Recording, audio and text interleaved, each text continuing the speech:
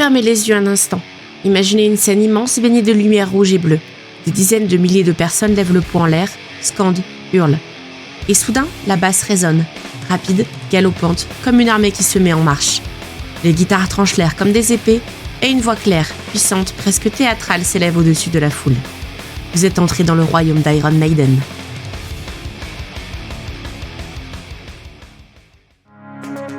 Bienvenue dans Trip and Crypt, le seul voyage où tu risques de perdre plus que ton passeport.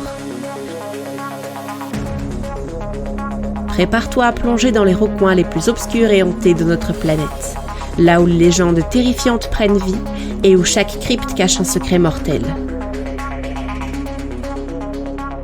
Ici, on explore les horreurs du monde avec une bonne dose de frissons et un zeste d'ironie pour survivre à la peur. Alors accroche-toi. Le voyage commence, si tu l'oses. Tout commence avec Steve Harris, un jeune bassiste londonien passionné de rock et de cinéma. Il rêve d'un groupe différent, plus grand, plus fort, plus épique que tout ce qui existe déjà. En 1975, il fonde Iron Maiden et impose d'emblée sa marque, une basse qui ne se contente pas d'accompagner, mais qui galope, qui mène la bataille. Le premier album, Iron Maiden, en 1980, dévoile déjà leur univers. Des morceaux comme Phantom of the Opera ou Running Free posent les bases d'un style unique, rapide, énergique, agressif, mais déjà imprégné d'une atmosphère de légende. Et surtout, le monde découvre Eddie, leur mascotte macabre, ce cadavre ricanant qui va devenir l'un des symboles les plus célèbres du métal. En 1982, tout change. Le groupe recrute un nouveau chanteur, Bruce Dickinson.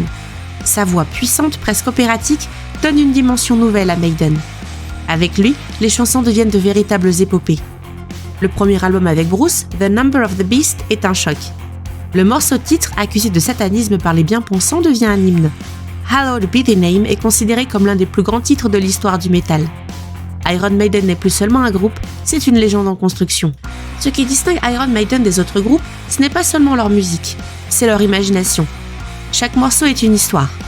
The Trooper raconte une bataille de la guerre de Crimée. Access High plonge dans les combats aériens de la Seconde Guerre mondiale. Run to the Hills évoque la tragédie des peuples amérindiens face aux colons. Fear of the Dark nous entraîne dans les ombres de la paranoïa nocturne. Iron Maiden transforme l'histoire, la littérature, les mythes et les cauchemars en hymnes épiques. Chaque concert est comme ouvrir un vieux grimoire, mais raconté à coups de riff.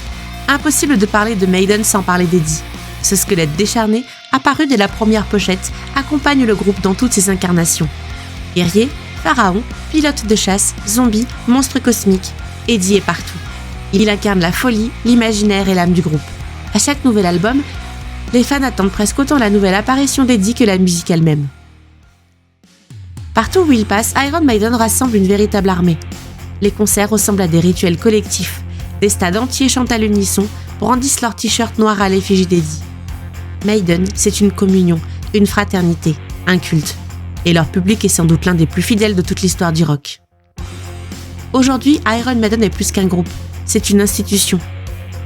Ils ont vendu des millions d'albums, parcouru le monde entier et marqué l'histoire de la musique de leur empreinte indélébile. Et même après des décennies, quand retentissent les premières notes de The Trooper ou les accords inquiétants de Fear of the Dark, les foules hurlent encore, comme si le temps n'avait aucune prise sur eux. Iron Maiden est devenu immortel, pas seulement dans ses disques, pas seulement dans ses concerts, mais dans l'âme même du heavy metal.